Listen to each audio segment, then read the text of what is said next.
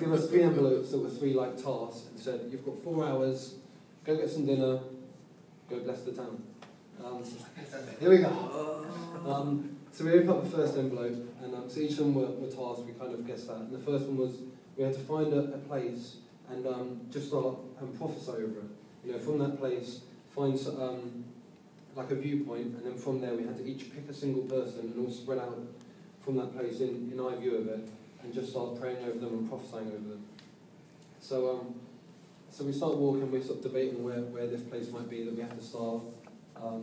So walking about, and a few places popped up. One of them was Beale Street, one of them was the main high street, one of them was the down by the riverside. And we were talking to this guy, and we found that he was like a humanist, spiritual universalist, I don't know quite. But yeah, he was saying like, we're doing this, and I was like, oh, that's cool. And we named some places we were thinking of going, you know, asking how close they were and stuff. And he said, well, all I can say is don't go to Beale Street. Like, that's not the place you want to go. Okay, we're going to Beale Street then. You know, it was fairly obvious. So we went down to Beale Street. I met a couple other people along the way, and we turned onto Beale Street, and it was amazing. We get to meet this guy called Mike. This was maybe we were 200-300 yards down the road, and I came across halfway through they were praying, because I was praying for another guy, and they were just asking. He was asking for freedom, and this guy Kenny was saying, well, you know, freedom's you can only find it through Jesus. You can only find it through Him. It's like, yeah, I want that. So we're like, wow. So we get to pray over him, and basically just radically changed. Like, you see his face was, I wouldn't quite say numbed of emotion, but there wasn't really anything getting through it, didn't look like. And then once we started praying, and he accepted Jesus, and that was just a blessing, just so amazing. Like, you could see his whole face, his whole posture change. And I'm just jumping, like they were praying, so I was just jumping around the outside going, freedom! I'm just so happy and bouncing about. So yeah, and we start praying. It was just such a blessing. So then we go to walk on, and this guy Mike asks us, and we're like, well, you know, can I join you for a bit? I've got nothing really to do, can I just come along with you guys? We're like, yeah, sure, you know, another one to the family, come along. So we start walking with him, and then we walk maybe another 100, 200 yards, and I look back, and he's now talking, like he stopped a couple, I guess he knew, and started talking to them. And when I went over to hear, I found out he didn't actually know them, and what he was saying was, you know, God loves you. God just wants to encounter you. Like, he started sharing his testimony from like 2 minutes ago. And I'm like, oh, yeah, this is good. And it was just amazing just to see this. This guy Mike, who was maybe 2-3 minutes old in the spirit, was now evangelizing and just preaching it to anyone he met, basically. And we carried on walking, and I don't know if you've ever been like on street evangelism teams, but there's always like, it can quite often be like one person drags someone behind you waiting for, because they're talking to another person. Well, this was this new guy Mike. Like, every opportunity, he walks into a shop and goes, God loves you, and just walks out. That's all he done, and just amazing, and blew me away what was going on. So then we're about 20-30 minutes into like his spiritual life, and we're praying over someone, and he's joining in every opportunity. He's got his hands on praying, and then I hear what he's praying, and he's praying in tongues, and he starts praying this other language, and I'm like, no way! What? So now this guy who's 20-30 minutes on the spirit is an evangelist, has the gift of tongues. Like, none of this we prayed over him, none of this we encouraged. He just happened to do it. He's like 20-30 minutes in the Holy Spirit. He's now praying in tongues. So we were walking a bit further, and there was a couple other tasks we had to do to see healings, and to see, to go and, so we had to see pray for 5 healings. And just over the night, I want to say, it was like nothing I'd ever seen before. I think we saw three salvations, about 14 to 15 healings, and prophetic words were given about 40-50 times. And it was just, like, yeah, it was crazy. So we're walking on, and we've done the second task healing, so we've got the third one, and it's basically we had to find the biggest building in view, and just go and love in that building however we could. So we see it, and we kind of walk off Beale Street now, where it's like kind of dead. It's about 10:30 at night now, and I can hear this guy standing next to me, Mike, and and he's now prophesying over his city, saying what his city is, saying that God's love is going to come down, there's going to be a city of God's love, there's going to be a passion for God. I'm like, what? Like, he's now 3 hours old in the Spirit, he's an evangelist, he's got the gift of tongues, and prophesies. I'm like, wow, this is incredible, like nothing I've ever seen before. So we do some more stuff there, and it was just mind-blowing how God used him and used all of us. And then it got to kind of the end of the night, and our leaders come and meet us, and we're telling all the stories, and then we forgot that at like 11 o'clock, we hadn't even eaten yet, so we're like, okay, we'll probably get some dinner. So we jumped into this little restaurant, and Mike's outside with some of the leaders, and we got to like bless and prophesy over a couple more in the restaurant, and then we came out. I don't know how this came across or what quite connected, but he'd been talking to the leaders, and they were talking about baptism. I don't know if it was he brought it up, or if the leaders brought it up, or what. It wouldn't surprise me him, because he's found everything out on his own so far. We found out that he wanted to get baptised. So our leaders noticed a fountain just around the corner. So 20 minutes early, while we were in the restaurant, went round to the fountain, baptised this new guy, Mike. He's about 4 hours old in the Spirit. Baptised him in this fountain. So we come back, and he's telling us his story. And then one of his friends, who gets even more crazy, is one of his friends comes along that he knows, and he calls him in, and he's now telling me everything that's happened that evening, of just how God like changed his life, and of him seeing healings, and how he got baptized. And he ends up leading his friend to Christ. He now gets saved. He's hearing all this stuff about baptism. He now wants to get baptized. So it's about 11:30 now, in Saturday night in Memphis. We're on a street corner outside a club with 2 bottles of water, and we're baptizing this guy. And just like he's standing there, it was so just surreal. Even just so amazing just to see it. And I remember there was like 18 of us there, so it's like a crowd of us, and we were all cheering, and everyone of course then is like coming around looking what's happening. I remember this guy standing there, he had to hold each of the leaders because he was leaning back and forth. He kept saying over and over again, I promise I haven't drunk anything today, I promise, I'm not drunk, I haven't drunk anything today. We know what it is, it's cool, we're cool with this, it's good. And he even ends up with another guy we healed early on that day who had 2 broken fingers. Comes along called, I think it was Eric was his name. He was not all there in the head crusade, so I don't know if he did accept Christ, he said he did. So that was amazing, and he saw what was happening, and then was asking us more questions again, and then wanted to join in, so then he starts praying for this new guy. So we've got this guy Mike, who's like full in everything basically by now, about 4 hours old in the Spirit, but he's experienced everything. He's praying for his friend, he's praying in tongues. This new guy that just got healed of broken fingers came across, laid hands on him, and it was just, yeah, that was like 4 or 5 hours in Memphis, and I was just blown away by what God was doing. I was like, wow. We got back, and like, we didn't really want to sleep. We were just sitting telling stories and like debriefing from it. And it was so crazy just what God done. I remember a time, and we were sitting there, and one of our team members had one leg short than the other. So we said, well, let's pray, let's go out. You know, I was like, everything's happening here, let's go for it. So one of the girls held her legs and started praying, and I joined in and laid my hands on her leg. And it grew out, and it was like, so I'd never seen that before, and it felt so odd. It was like, you could feel her leg like shift. It was like electricity, but like shifting down her leg. It was crazy, you could feel it. But most of our team didn't even know this till the next day, because when we debriefed, we forgot to mention it. So much had happened in that day, so we forgot to mention that her leg grew out. I remember telling the story to some of the team, like, oh, Sarah's leg grew out? Like, what's that, you know? Oh, because then I remembered that while we were praying for legs to grow out, there was someone else, a team of them, praying for someone's knee to be healed. There was then also a person that felt like they had, while we walked around, received the gift of dream interpretation. So they found a piece of cardboard, writ dream interpreter down, and were walking around with it. So then they had someone over to interpret their dreams. So while this was happening, we were praying for legs, and no one even noticed. It was like, wow, that's so cool. And it just blew me away how, you know, all of it, that signs and wonders chase us as Christians. You know, we had those 2 people that got baptized then, you know, we had them follow around us for the day. You know, they were like, oh, we like what you're doing, let's join you. You know, they want to just follow us. And it was like, people were coming, you know, this is in the middle of Beale Street at like 11 o'clock at night. If you don't know Beale Street, it's like the main, you know, pub and club and everything like that on Saturday night. And people coming up, starting conversations.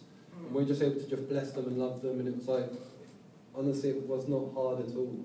You know, we, in total, probably walked about half a mile in about four hours. You know, we just didn't go anywhere. It's like, well, here's the... And, you know, so it's like step and step. And it was just amazing because even though God blessed us with all that, you know, our first thing was we just want to go love on the community. We wanted to go just love on Memphis. And if that's what it looked like, that was awesome. But if it wasn't, if we didn't see the miracles, if we didn't see the manifestations, if we didn't see the healings, I'd be totally cool with that. Because our aim as Christians has got to be just to love people, you know. And then the manifestations, the miracles, the signs and wonders, they chase us and they catch up with us if we're loving. You know, our job is to love. His job is to do the signs and wonders. Yeah, that's good. You know, and it's just, it was so amazing just to see it happen. And I really, like, the last week has just been mind-blowing just since then of just how easy it is. And there's just been expectancy. You know, just going out and love, like on yesterday, after Jackson Falls, I just went down to a local skate park and met some guys there, and I didn't see any miracles, we didn't really have any amazing conversations, I just went down there and loved on them and chatted to them, and it was so different, because for me it was always, especially when I was in Mozambique, I didn't really see any miracles. I heard of loads of them, I heard all my friends sing, and I was like, God, why? Why not? Why am I not seeing the miracles? Why have I not got a story to tell? And they said, that's the problem. You want a story to tell. Wow. You're not bothered in the loving, you want a story to tell. I was like, wow, okay. Yeah, that one hurt. But yeah, just you know, loving on them, and that's what I done. I sat down with them in the skate park for like half an hour and just chat to them. You know, they asked about my trip. I said I was here, you know, doing some like traveling around, just loving people, and just on a God venture. And they asked like, what's that mean? I said I'm a Christian, and started saying stuff like that. And God didn't really give me any prophetic words. I wasn't able to pray for them, but I just loved on them. And in that instant, just like sitting down and just telling my story to them. And then they started skating, and I went off and I left. You know, and that's what it is. It's all down to love. This is something that God's really been showing me over the last couple of weeks of what love really is. You know, because we know that God is love. You know, and then also the Word, you know, the Bible, God was showing me that the Word is love. You know, that's what it comes down to. God is love, and the Word is love. And then what popped in my head is the thing that the Bible or the Word is, it's a love story between God and His bride. And I was like, wow, yes. And then God said, no, that's not it. Like, what? Wait a second, what? No? And He said, that's 2D love. I've called you to 3D love. I've called you to something deeper. I was like, okay, still not quite getting it. Find the verse. Then He brought me to John 1. John 1:1. Find it? Wait a second. If you open the Bible, it's John 1:1. So I'm pretty sure we all kind of have heard it or know of it. It says, in the beginning was the Word, and the Word was with God, and the Word was God. He was with God in the beginning. And what God showed me is that it's actually the Word. So if the Word is love, then it's talking of here the Word in 3 parts. You know, it first says, in the beginning was the Word. So it's, and the Word was with God, so it's with Him. And then the Word was God, so it's with Him, but it's also actually Him. And then it changes and says, He was with God in the beginning, so now it becomes a person. And I was like, wow, that's the Trinity. You know, that's what it's talking about. And that love is a Trinity. And I was like, wow, you know, thinking back that even before the start of time, before God made anything, there was love. Because there was the Trinity. You know, the Father loved the Son loved the Holy Spirit loved the Father, and, you know, and they all loved each other. And just showing me, well, it started showing me how strong, like, 3 is, the number 3. You know, that our own DNA is 3-stranded.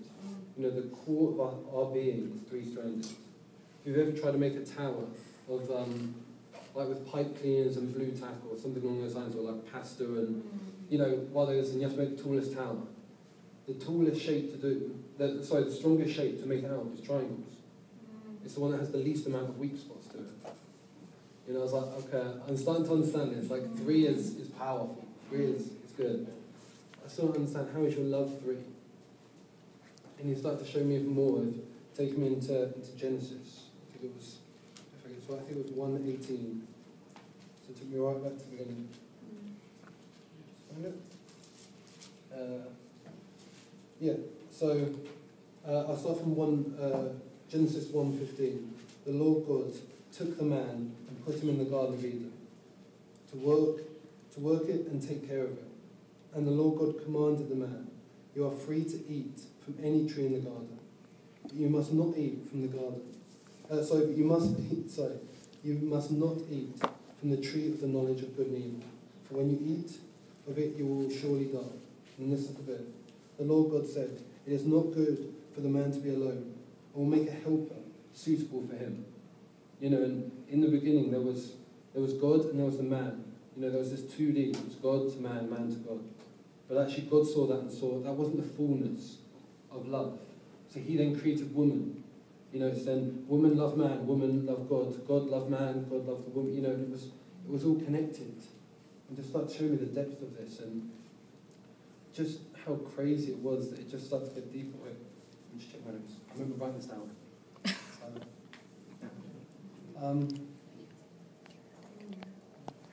Just how deep love is when it comes to 3 in the Trinity.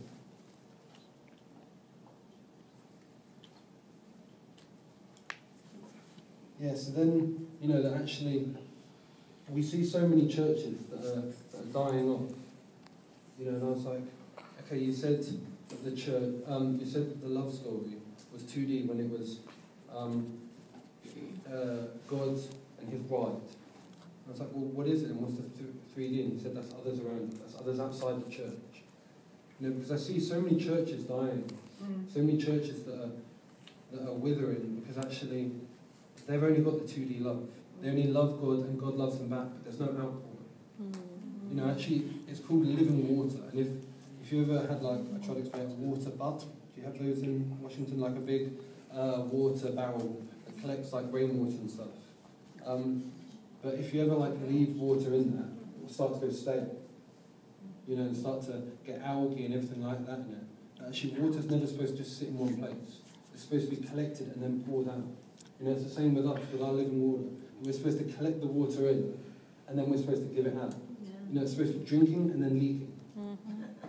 You know, actually drinking and then leaking. Yes. And that's how we're called to be in Christ. And it was just amazing how God started to show me this and started to go deeper in this, in love. And I was like, wow.